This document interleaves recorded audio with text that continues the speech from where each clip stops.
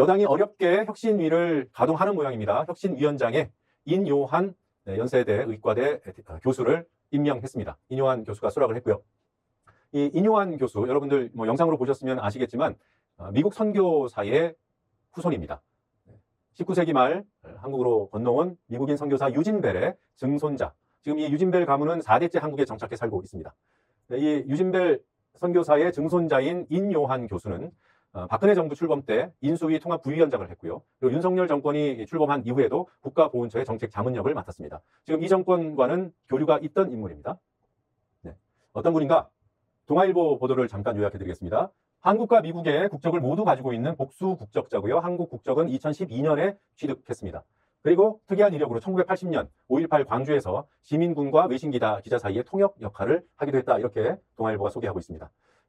인요한 위원장이 존경하는 정치인 박정희, 김대중 이 두 사람을 꼽았습니다. 박 대통령에 대해서 박정희를 만난 게 우리에게는 행운이었다. 링컨보다 훨씬 훌륭하다. 이런 평가를 했고요. 박정희의 독재에 대해서는 선의의 독재라고 평가했습니다.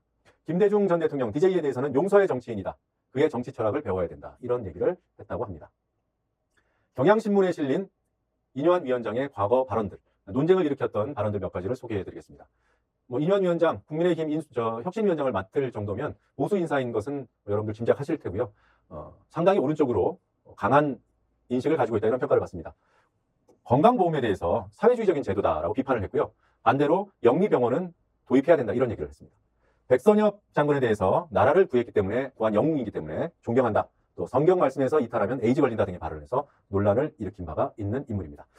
자, 국민의힘 인요한 혁신위가 어떤 역할을 맡게 될지, 정말 쇄신책을 내놓을 수 있을지, 한계가 있을 것이라고 전망하는 사람들도 있을 것이고요. 또 국민의힘 내부에서는 기대를 거는 그런 의견도 있을 겁니다. 일단 인요한 위원장이 기자들 앞에서 처음 한 말을 보면 이 혁신위원장으로서 어떤 권한까지 부여받았는지 정확히 확인하지 않고 위원장직을 수락한 것이 아닌가 의심하게 하는 그런 발언을 했습니다. 잠시 확인해 보겠습니다. 제가 주어진 것은 어떤 이론적인 방향이죠.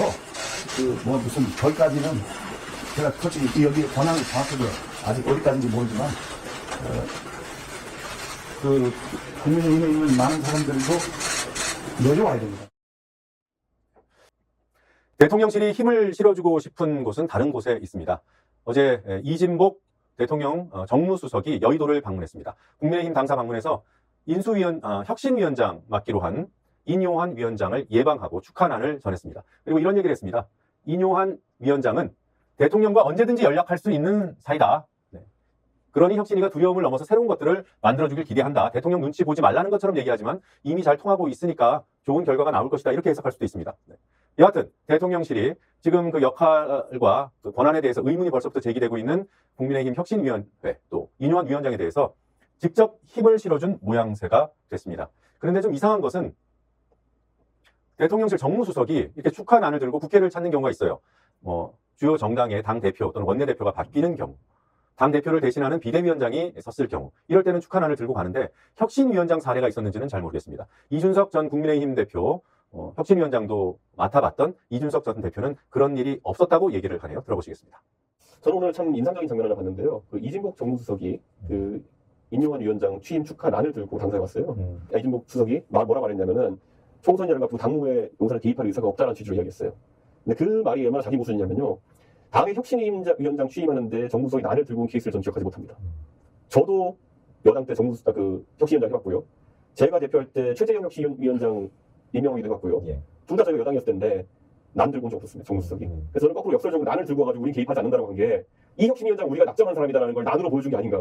그래서 저는 좀 모순적인 인상적인 장면이었다 이렇게 생각하고 어쨌든 인요한 위원장은 제가 기억하는 한에서는 최초로 대통령의 난을 받으면서 출범한 혁신위원장이 된다. 네, 이쯤 하겠습니다.